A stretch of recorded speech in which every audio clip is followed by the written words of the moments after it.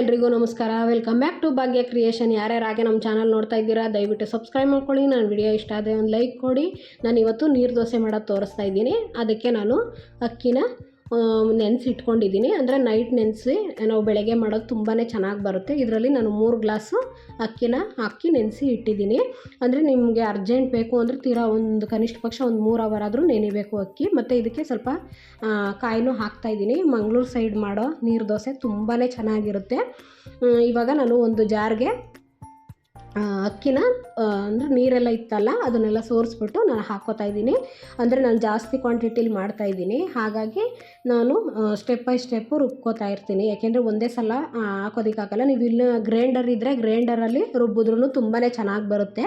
ನಾನಿಲ್ಲಿ ಮಿಕ್ಸಿಲೇ ರುಬ್ತಾ ಇದ್ದೀನಿ. ಅದಕ್ಕೆ ಒಂದು ದೊಡ್ಡ ಸ್ಪೂನಷ್ಟು ತೆಂಗಿನಕಾಯಿ ಹಾಕ್ತೀನಿ. ಅಂದರೆ ಒಂದು ಬ್ಯಾಚಿಗೆ ಒಂದು ಸ್ವಲ್ಪ ಆ ರೀತಿ ಕಾಯಿನ ನಾನು ಹಾಕ್ಕೊಂಡು ರುಬ್ಕೋತಾ ಇದ್ದೀನಿ. ಅಂದರೆ ಇದು ಗಂಧ ನುಣ್ಣಗಿರುತ್ತೆ ನೋಡಿ, ಆ ರೀತಿ ನುಣ್ಣಗಾಗಬೇಕು.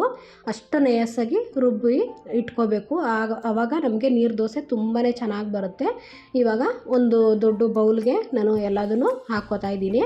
ಅಂದರೆ ಒಂದೊಂದು ಸ್ವಲ್ಪನೇ ನುಣ್ಣಗೆ ರುಬ್ಕೋಬೇಕು. ಜಾರಲ್ಲಾದರೆ, ಗ್ರೈಂಡರಲ್ಲಾದರೆ ಒಂದೇ ಸಲ ರುಬ್ಕೋಬೋದು. ಅದು ತುಂಬಾ ಚೆನ್ನಾಗಿ ಬರುತ್ತೆ.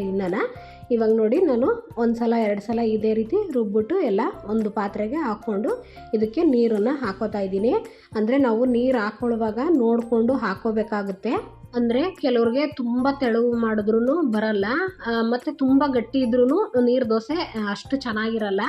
ಹಾಗಾಗಿ ನೋಡಿ, ಅಂದರೆ ಸ್ವಲ್ಪ ಜಾಸ್ತಿ ಕ್ವಾಂಟಿಟಿಲಿ ಮಾಡಿದಾಗ ಸುಮ್ಮನೆ ನೀರು ಹಾಕ್ಬಿಟ್ರೆ ತುಂಬಾ ನೀರಾಗುತ್ತೆ. ನಾವು ಈ ರೀತಿ ಮಿಕ್ಸ್ ಮಾಡಿ ಹಾಕ್ಕೋಬೇಕಾಗುತ್ತೆ. ಅದಕ್ಕೆ ಇವಾಗ ಸ್ವಲ್ಪ ಉಪ್ಪನ್ನು ಹಾಕೋತಾ ಇದ್ದೀನಿ. ಅಂದರೆ ರುಚಿಗೆ ತಕ್ಕಷ್ಟು ಉಪ್ಪನ್ನು ಹಾಕ್ಕೊಂಡು ಆಮೇಲೆ ಇನ್ನು ಮಿಕ್ಕಿದ್ದು ಎಷ್ಟು ಕ್ವಾಂಟಿಟಿ ನೋಡಿಕೊಂಡು ನಾವು ನೀರು ಹಾಕ್ಕೊಳ್ಳೋಣ ಅಂತ ಇವಾಗ ಸ್ವಲ್ಪನೇ ಹಾಕ್ಕೊಂಡು ನಾನು ತಿರುಗಿಸ್ದೆ. ಇಲ್ಲ ಅಂದರೆ ನೀವು ಅಳತೆ ಪ್ರಕಾರನೂ ಹಾಕ್ಬೋದು. ಅಂದರೆ ನಾವು ಒಂದು 3 ಗ್ಲಾಸ್ ಅಕ್ಕಿ ತೊಗೊಂಡಿದ್ದೆ, ಅದಕ್ಕೆ 6 ಗ್ಲಾಸ್ ನೀರನ್ನ ನೀವು ಹಾಕ್ಕೋಬೋದು. ಬಟ್ ತುಂಬ ತೆಳುವಾಗ್ಬಿಡುತ್ತೆ ಅಂತ ಅಂದ್ಕೊಂಡು ಹಾಕೋದಕ್ಕೂ ಬರಲ್ಲ. ಯಾಕೆಂದರೆ ಸ್ಟಾರ್ಟಿಂಗ್ ಮಾಡೋರಿಗೆ ತುಂಬಾ ಕಷ್ಟ ಆಗಿಬಿಡುತ್ತೆ ಇಷ್ಟೊಂದು ಮಾಡಿ. ನೋಡಿ, ಇನ್ನೂ ಥಿಕ್ನೆಸ್ ಇದೆ. ಇದು ಇನ್ನೂ ಬೇಕು ಅಂದರೆ ನೀರು ಹಾಕೋಬೋದು. ಅಂದರೆ 1 ಗ್ಲಾಸಿಗೆ 2 ಗ್ಲಾಸ್ ನೀರು ಹಾಕ್ಕೊಂಡು ಮಾಡ್ಬೋದು. ಅಂದರೆ ದಪ್ಪ ತೆಳುವು ಬರುತ್ತೆ, ನೋಡ್ಕೊಂಡು ಹಾಕೋಬೋದು. ಮತ್ತಿಲ್ಲಿ ಇದಕ್ಕೆ ಚಟ್ನಿ ಅಂತೂ ತುಂಬಾ ಚೆನ್ನಾಗಿರುತ್ತೆ, ಅದಕ್ಕೆ ಕಾಂಬಿನೇಷನ್ನು. ಹಾಗಾಗಿ ನಾನಿಲ್ಲಿ ಅಂದರೆ ಕೆಂಪು ಚಟ್ನಿ ಥರ ಕೆಂಪು ಮೆಣಸಿನ್ಕಾಯಿ ಹಾಕಿ ಮಾಡ್ತಾಯಿದ್ದೀನಿ. ಅದಕ್ಕೆ ಒಂದು 6 ಒಣಮೆಣ್ಸಿನ್ಕಾಯಿ ತೊಗೊಂಡಿದ್ದೀನಿ. ಅಂದರೆ ಸ್ವಲ್ಪ ಖಾರ ಇದೆ, ಒಂದು ಸ್ವಲ್ಪ ಖಾರವಾಗೇ ಇರಲಿ ಅಂತ ಇದನ್ನು ಸ್ವಲ್ಪ ಹುರ್ಕೋತಾ ಇದ್ದೀನಿ. ಯಾಕೆಂದರೆ ಹುರಿದ್ಬಿಟ್ಟು ರುಬ್ಬಿದ್ರೆ ನೀಟಾಗಿ ಪುಡಿ ಆಗುತ್ತೆ ಮತ್ತು ಚೆನ್ನಾಗಿರುತ್ತೆ ಟೇಸ್ಟು. ಇವಾಗ ಒಂದು ಜಾರ್ಗೆ ಇಲ್ಲಿ ಸ್ವಲ್ಪ ಕೊತ್ತಂಬರಿ ಸೊಪ್ಪು, ಒಂದು ಸ್ವಲ್ಪ ಹುಣಸೆಹಣ್ಣು ಮತ್ತು ಶುಂಠಿ, ನಿಮಗೆ ಬೇಕು ಅಂದರೆ ಜೀರಿಗೆ ಬೇಕಾದ್ರೂ ಹಾಕ್ಕೋಬೋದು, ಚೆನ್ನಾಗಿರುತ್ತೆ. ನಾನಿಲ್ಲಿ ಜೀರಿಗೆ ಹಾಕ್ಕೋತಾ ಇಲ್ಲ. ಮತ್ತು ಒಂದು 5ರಿಂದ 6 ಎಸಳು ಬೆಳ್ಳುಳ್ಳಿ, ಸ್ವಲ್ಪ ಉಪ್ಪು, ಮತ್ತು ಇದಕ್ಕೆ ಹುರ್ಗಡ್ಲೆನ ನಾನು ಯೂಸ್ ಮಾಡ್ತಾಯಿದ್ದೀನಿ. ನಿಮಗೆ ಹುರ್ಗಡ್ಲೆ ಬೇಕು ಅಂತಂದರೆ ಹಾಕ್ಕೊಳ್ಳಿ, ಇಲ್ಲಾಂದರೆ ನೀವು ಕಡಲೆ ಬೀಜ ಬೇಕಾದ್ರೂ ಹುರಿದು ಹಾಕ್ಕೋಬೋದು. ಇಲ್ಲಿ ಮತ್ತು ಹುರಿದಿಟ್ಟಿರೋ ಅಂಥ ಮೆಣಸಿನ್ಕಾಯಿ ಮತ್ತು ಸ್ವಲ್ಪ ತೆಂಗಿನಕಾಯಿ ಹಾಕ್ಕೋತಾ ಇದ್ದೀನಿ. ಯಾಕೆಂದರೆ ತೆಂಗಿನಕಾಯಿ ಚಟ್ನಿ ತುಂಬಾ ಚೆನ್ನಾಗಿರುತ್ತೆ. ಹಾಗಾಗಿ ನೋಡಿ, ಈಗ ಚಟ್ನಿ ರೆಡಿ ಆಯಿತು. ಇದನ್ನು ಅಷ್ಟೇ ನುಣ್ಣಗೆ ರುಬ್ಕೋಬೇಕು, ಟೇಸ್ಟು ಚೆನ್ನಾಗಿರುತ್ತೆ. ಅಂದರೆ ಇದಕ್ಕೆ ನೀರು ಚಟ್ನಿ ಅಂತ ಮಾಡ್ತಾರೆ, ಅದು ಚೆನ್ನಾಗಿರುತ್ತೆ. ಆ ಥರ ಮಾಡಿದ್ರೆ ನಮ್ಮ ಮನೇಲಿ ಇಷ್ಟನೇ ಆಗಲ್ಲ ಕೆಲವ್ರಿಗೆ. ಇನ್ನು ಸ್ವಲ್ಪ ಗಟ್ಟಿಯಾಗಿರಬೇಕು ಚಟ್ನಿ. ಹಾಗಾಗಿ ಇಷ್ಟು ಕ್ವಾಂಟಿಟಿಲಿ ನಾನು ಮಾಡಿದ್ದೀನಿ.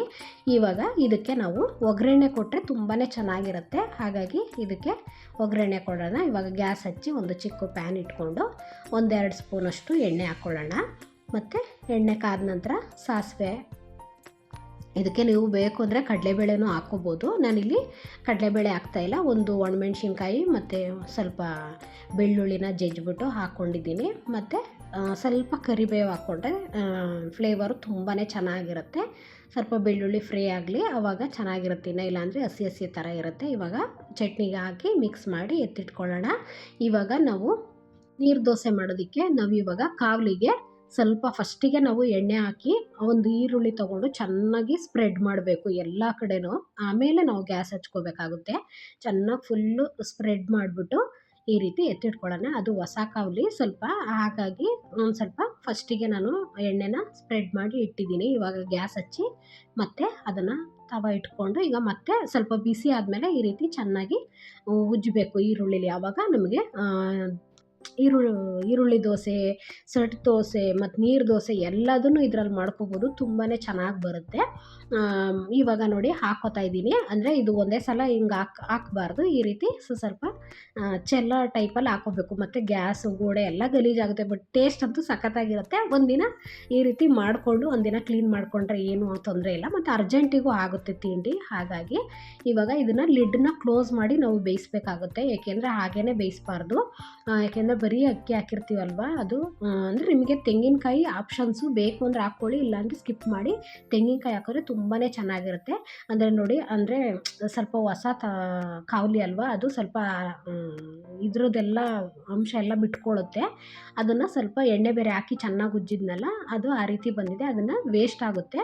ಬಟ್ಟು ಅದರ ಆದಮೇಲೆ ನಾವು ನೆಕ್ಸ್ಟ್ ಹಾಕ್ಕೊಳ್ಳೋದೆಲ್ಲ ತುಂಬಾ ಚೆನ್ನಾಗಿ ಬರುತ್ತೆ. ಸ್ಟಾರ್ಟಿಂಗ್ ಒಂದು ದೋಸೆ ಅಂದರೆ ಹೊಸ ಕಾವಲಿ ಅಲ್ವಾ, ಆದರೂ ಸ್ವಲ್ಪ ಗಲೀಜೆಲ್ಲ ಇರುತ್ತಲ್ವ, ಅದೆಲ್ಲ ಸ್ವಲ್ಪ ಬಿಟ್ಕೊಳ್ಳುತ್ತೆ ಎಣ್ಣೆ ಹಾಕಿರ್ತೀವಲ್ವ. ಹಾಗಾಗಿ ನೆಕ್ಸ್ಟು ಅದೊಂದು ದೋಸೆ ವೇಸ್ಟ್ ಆದ್ರೂ ನೆಕ್ಸ್ಟ್ ಹಾಕ್ಕೋತಾ ತುಂಬಾ ಚೆನ್ನಾಗಿ ಬರ್ತವೆ.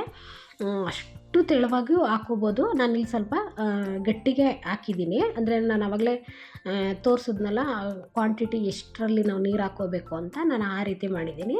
ಆಮೇಲೆ ನೀವು ಹಾಕ್ತಾ ಸ್ವಲ್ಪ ನೀರು ಆ್ಯಡ್ ಮಾಡ್ಕೊಂಡು ನೀವು ಹಾಕ್ಕೋಬೋದು. ಅಂದರೆ ಎಷ್ಟು ತೆಳುವಿಗೆ ನಮಗೆ ಕರೆಕ್ಟಾಗಿ ಬರುತ್ತೆ ಅಂತ ನೋಡಿಕೊಂಡು. ಹಾಗಾಗಿ ನಾನು ಒಂದು ಸ್ವಲ್ಪ ತಿಕ್ನೆಸ್ ಇರಲಿ ಅಂತ ಹಾಗೆ ಮಾಡಿದ್ದೀನಿ.